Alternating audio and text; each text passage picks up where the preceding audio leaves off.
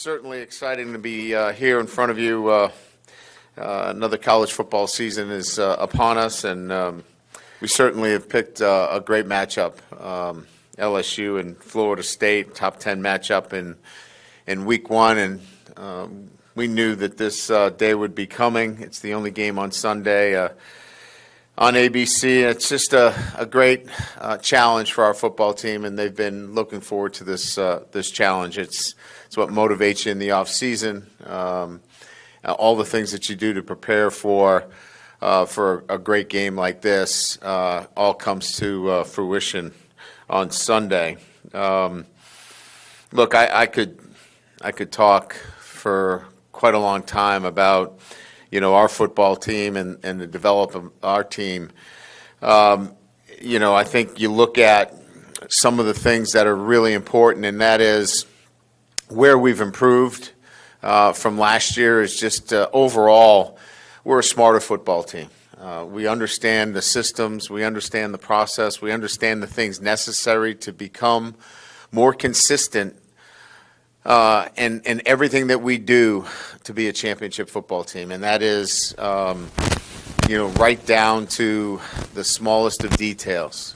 This is a hard thing to do, to be consistent in anything in life. And our guys clearly understand that a lot better than they did coming into the season last year.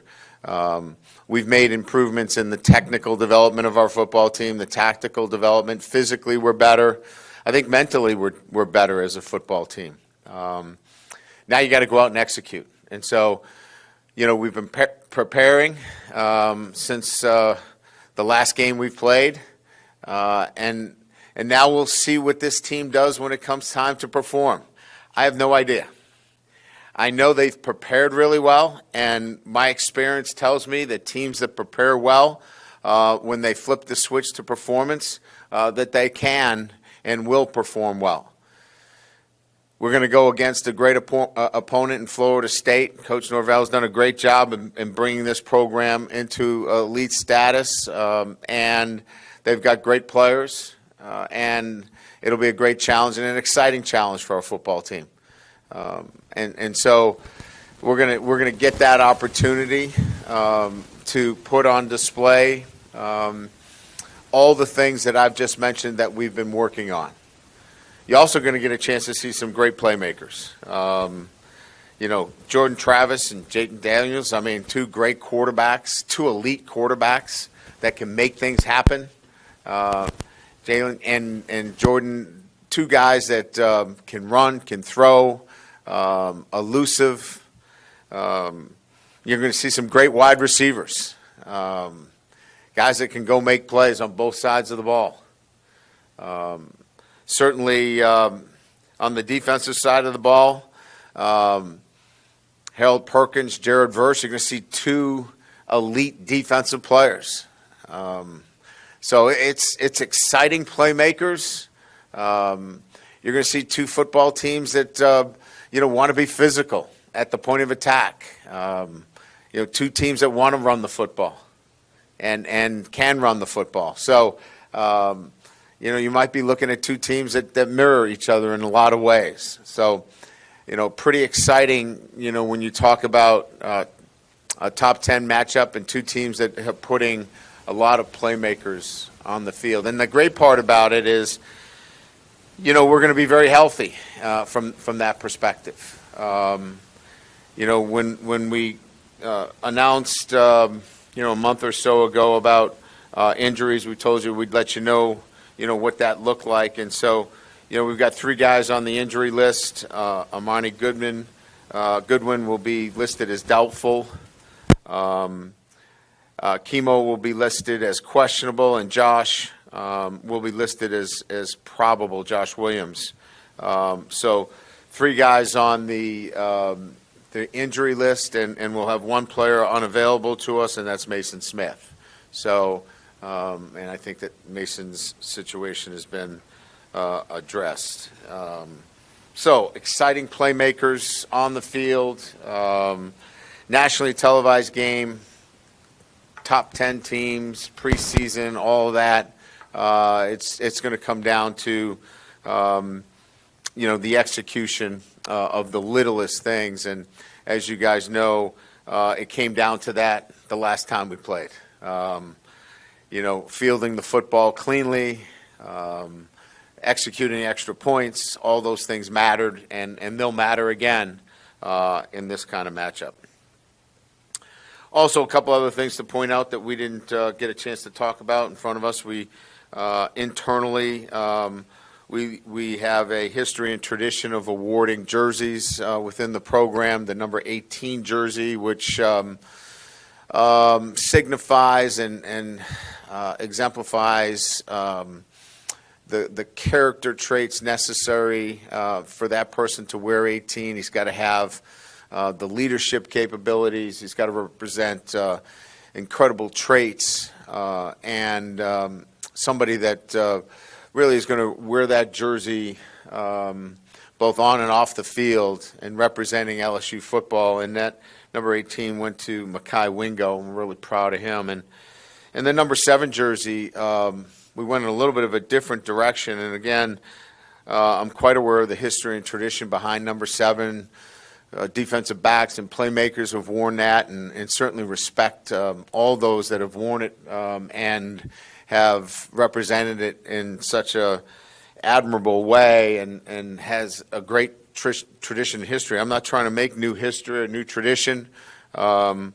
We just felt our playmaker this year and deserved the recognition, even though he was an offensive lineman. We think that they're an important part. We did not want 7 to be just about a particular position. We wanted 7 to be part of our team, and we felt that playmaker was Will Campbell. So will wear number 7 as a patch on his jersey. As we know, an offensive tackle can't wear the number 7, but the spirit of the number still is about what it should be, and that is somebody that represents the jersey as a playmaker, somebody that is certainly a guy that we can count on and represents our program in a positive way. So I wanted to make sure that we talked about that. We'll be announcing captains here after practice, so we'll have captains. We'll make an announcement on that. I want to talk to our team first about captains, and then we'll get that out to you relative to our captains. Today is a day off for our football team, and they're in a recovery day today, so it's a voluntary day for them to be around the building. So from that standpoint, whether you get it today or tomorrow, it'll be imminent relative to the captains of our football team. And that's kind of the housekeeping items that I had relative to internally within the program. So, again, excited about this matchup, going back to Orlando where we played in the Cheez-It Bowl. And our guys are familiar with Florida State, obviously, have a great deal of respect for the program. And, this is a team that's won 6 in a row. And, again, excited to get the college football season going. So with that, we'll open it up to questions.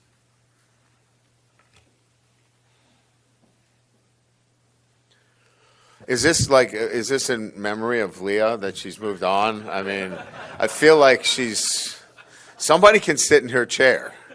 I mean, it's like she might just be late. Eerie,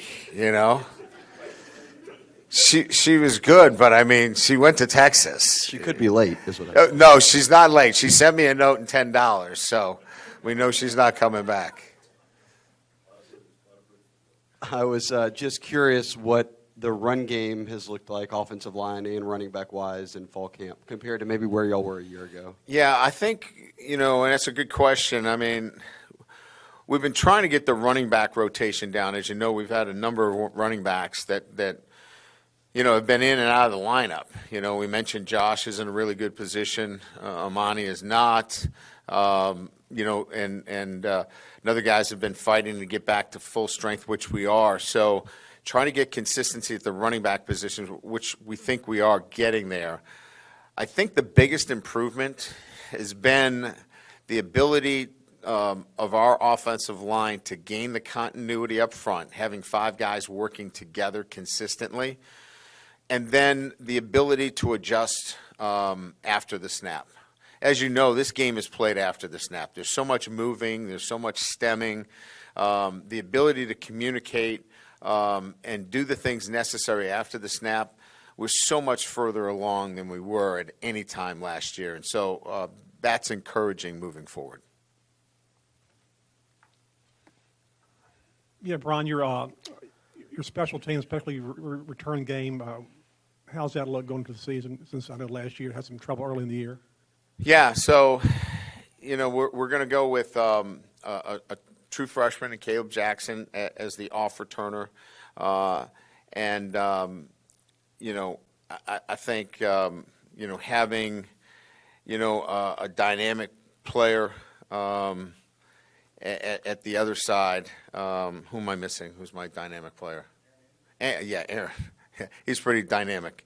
He'll be the on-ball returner and our punt returner. It's just a different look back there. Now, they got to field the ball. They've got to be able to do the little things the right way. But from a special team standpoint, that's what we were looking for. Our miscues last year were evident, right? We didn't field the ball very well. But that coupled with, Damon Ramos has been outstanding, with field goals throughout camp. And Jay Bramlett has been a weapon. We think special teams should and can be a positive for us and influence games. Hey, Coach, at the start of the offseason, Malik made some decisions you said you were disappointed in. From that point forward in the last 6 months or so, how has he led or bounced back from that, and what do you see out of him entering this year in a stadium where the last time we saw him he was pretty incredible? Yeah.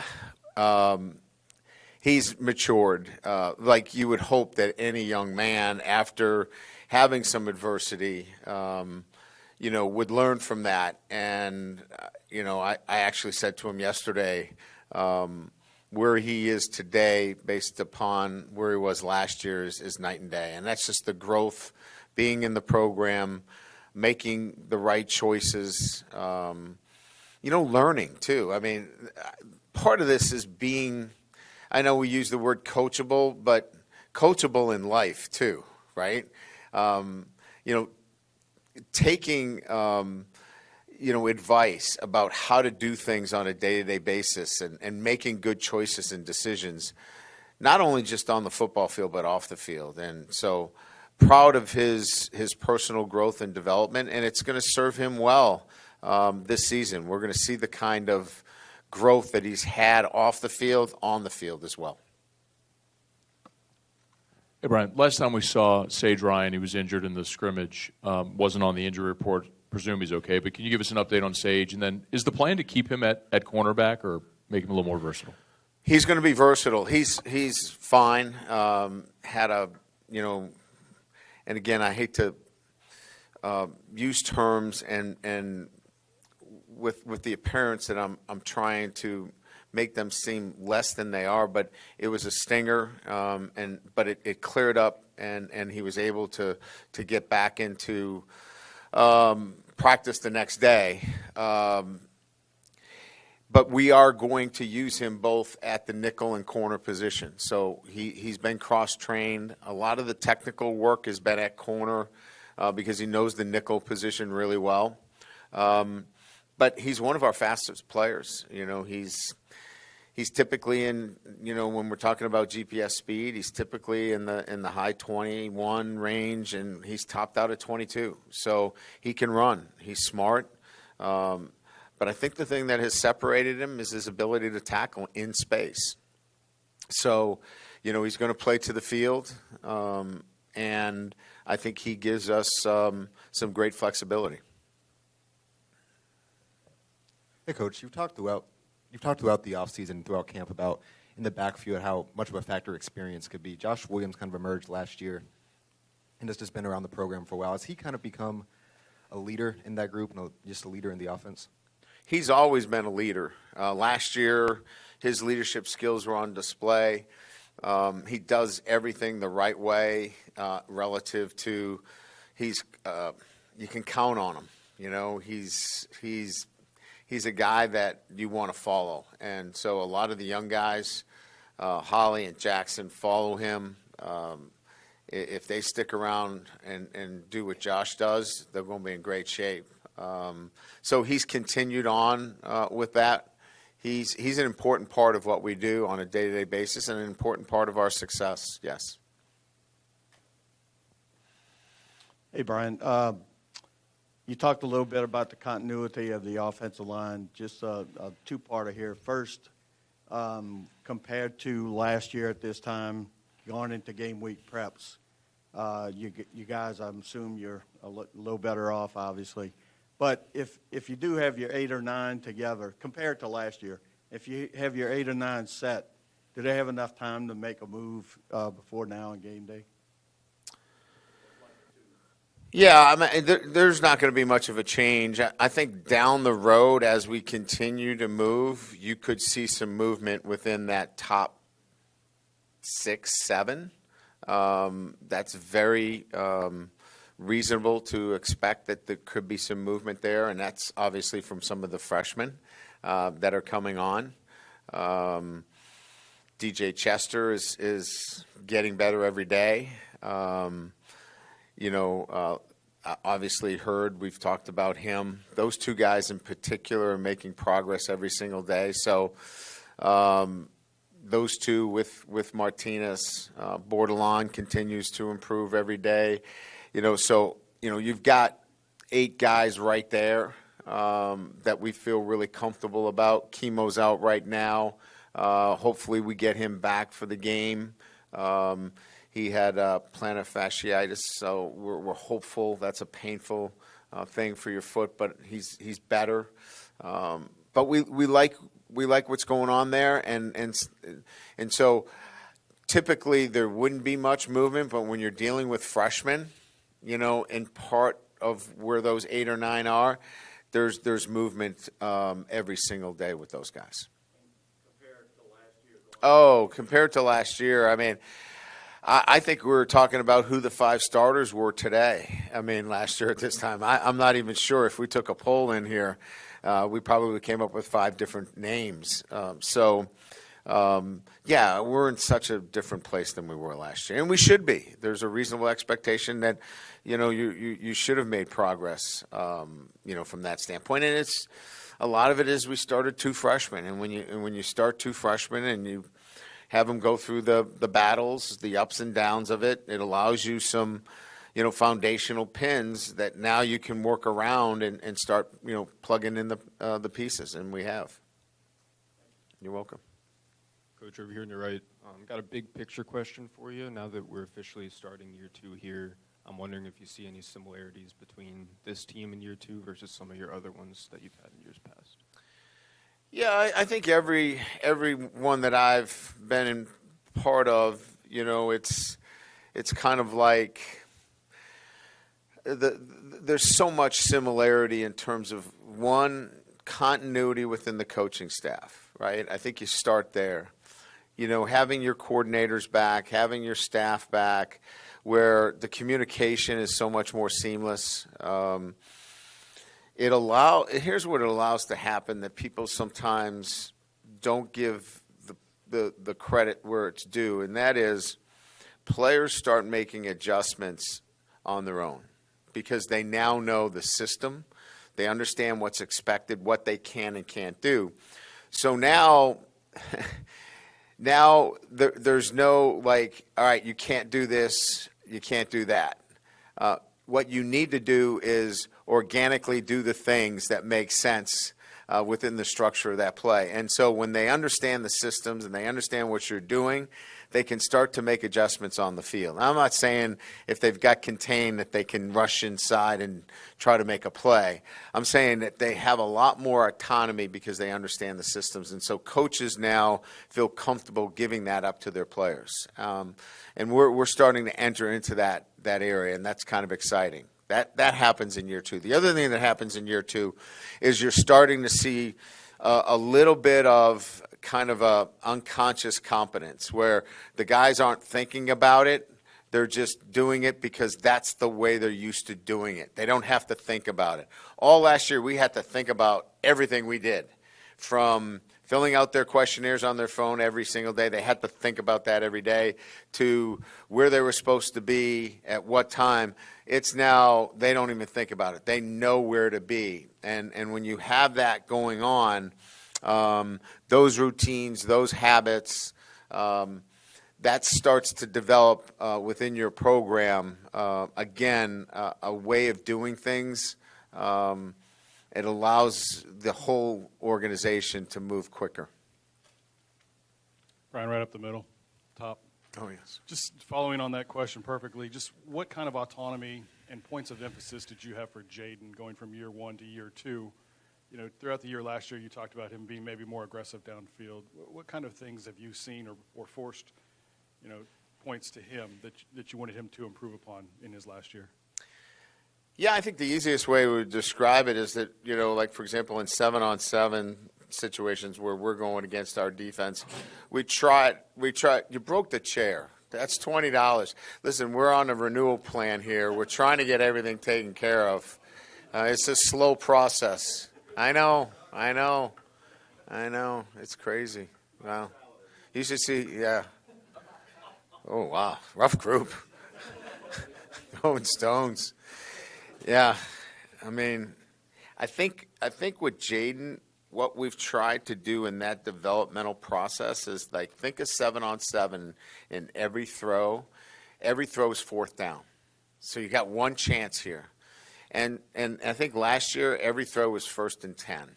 So it was check down. It was, you know, look for maybe the easiest completion out there. Throw it back shoulder on the tight end, even if he's covered. Push the ball down vertically. You know, let's go make a play down the field. And I think that development in his own mindset and the way he attacks things is probably where we've seen that growth. And that's been exciting to watch. Coach, would Mason have been 100% if he could play? I think he had an ankle injury. Probably not. I mean, he probably would have been in that range, and we weren't really sure. Probably one of the reasons why you didn't hear from us, because we weren't really sure where he was. He's still not practicing. So at the level that he needs to be practicing, for us to say that he would be, if I was in front of you today, he would probably be, you know, questionable for this weekend. And that autograph session, is that something that a compliance department should have maybe caught wind of? I mean, I know you weren't here yet, but just in general, is that something a compliance department should hear Yeah, about? I wasn't here, so I didn't have enough information. I was brought in on the back end of it. So a lot of those things now are vetted through our NIL office, so we're aware of everything that goes on in that setting. So we hope that those are, first of all, we don't have to worry about those because they're no longer issues. But we would certainly be aware of any of those potential situations. Brian, what updates or what information are you getting about the game with this storm that's approaching Florida and that sort of thing? Yeah, we're just tracking it like everybody else. You know, the latest model for us has, you know, the storm being passed out to sea, and that you know, there'll be some, you know, some light winds on the back end of it. But you know, we're going to keep a close track on it. We'll start wet ball drills here tomorrow to prepare for it. But we'll watch it just like everybody else and be prepared for whatever the circumstances. But it looks, unless something drastically happens in the next 24 to 48 hours, it looks like it's clearly going to pass through. And looks like that there's going to be some heavy rain through that area. But clearly, unless the model changes drastically in the next 48 hours, it should be out to sea by the time we get there. Hey, Coach. Just kind of bouncing off the Mason thing, just from an on-field perspective, what have you seen, I guess, from the interior line guys like Wingo and Guillory and some of the transfers you guys brought in, and how you guys stack up on the interior D-line for this game? Yeah, now let's be clear. I mean, we would love for Mason Smith to be playing in this game. He's an outstanding football player. But we really are pleased with the growth and development of our defensive line. Guys that we haven't talked a lot about, Jefferson has been outstanding in camp. We think he's physical, plays really strong at the point of attack. He's got a lot of experience playing at West Virginia, and he's going to be a really good football player. Guillory's been outstanding. He's first step quickness, his ability to gain penetration. He's going to be a handful. And Lee has been probably one of the surprises. The transfer from Florida has probably been one of the surprises of camp for us. He didn't have a great spring. He worked harder in the weight room, and he's done a nice job, for us in terms of adding to the depth of that defensive tackle position. Ryan, you mentioned sort of mirroring with Florida State, and it seems like maybe one of the ways that y'all kind of mirror each other is the way y'all approach the transfer portal over the last few cycles. What do you think has allowed y'all to be successful in that area? And you noticed anything with maybe how Florida State has gone about doing it that has worked for them as well? Well, I think, when you're talking about the transfer portal for us, it's not just about the best player available. You have to look at your roster, and if you're just taking guys and not giving them space to compete, it's hard to recruit them to that position. So, Florida State lost a lot of production at wide receiver. So they were able to make a great case for Keon Coleman. I mean, that was a great case for him to go to Florida State because of all the production lost. They looked at LSU and said, well, they got everybody coming back. That's a different recruiting pitch for us if we made that pitch compared to Florida State. I think in both our cases, we've been very strategic and very pointed on the guys that we've looked at the particular positions that we recruited and said, look, there is a spot here for you to compete and have meaningful playing time. Why did you get in the portal? That's you want to play. Well, here is a spot and an opening for you. And we're not going to guarantee you anything. You got to go earn it. But I think we've been very strategic in terms of that and the right kind of guy who we're looking for that fits this program. I think both programs have done a pretty good job there. Ryan, I'm just curious what success looks like for Harold Perkins this season. Will he still be able to attack the ball and affect the ball the way he did in the past, or will he free up some other guys? Well, I think you're going to see him make plays, all over the field. I mean, his plays came from mostly the perimeter. He was a perimeter player that, made a lot of his plays, getting after the quarterback. He's still going to get after the quarterback, but he's going to get after running backs and tight ends. And I think that's going to be exciting to watch. You're going to see a linebacker, not a pass rush specialist. And so I'm excited to watch the development of Harold Perkins into that player that can impact the game, not just coming from the edge and harassing the quarterback, but from all facets and getting the ball loose and, impacting fumbles and big plays. I think it's going to be that kind of Harold Perkins. Coach, sort of following up on Michael's question, with Harold in particular, would you guys be more willing to use him as a blitzer in a game like this when you don't have a presence like Mason Smith in the middle? No, not necessarily. I think we're going to be in really good shape internally. Mason just gives you another, dominating presence, but we feel good about the middle of our defense. Harold's going to be able to impact the game in the things that we're going to do with him. He's going to move around. You won't see him just lining up in the middle of our defense. He's going to be, where's Harold Perkins? And you're going to have to find him, and you're going to have to account for him. Just like we're going to have to account for Jared Verse. You know, we're going to have many different ways to handle Jared Verse. You know, we're going to have slide and tight ends and chips and doubles and all kinds of things. He's that good of a player, and they're going to have to find Harold Perkins as well. Speaking of Jared Verse, what are some of the challenges he will bring you guys offensively? Well, similar to what I said, is that you have to game plan for a player like that. So within your offensive structure, you know, you're thinking about, okay, we're on the left hash. Where is he? Is he on the right hash? Is he on the left hash? Is he to the field? Is he to the boundary? Are we sliding that way? Are we leaving the tight end to the field? Do we have to motion? So there's a lot more that goes into, just calling a play. You have to be so much more specific. Look, you're going to lose 5 or 6 plays on an average this year, it looks like, with the clock running after first downs. And so if you have to be a little bit more specific to find a Jared Verse so he does not ruin a play, then that's what we're going to have to do. And when we get into games where there is a game wrecker, and he is a game wrecker, you're going to have to be more specific. And if that means we got to slow things down, if that means we have to huddle, yes, we know how to huddle. We still know how to do that.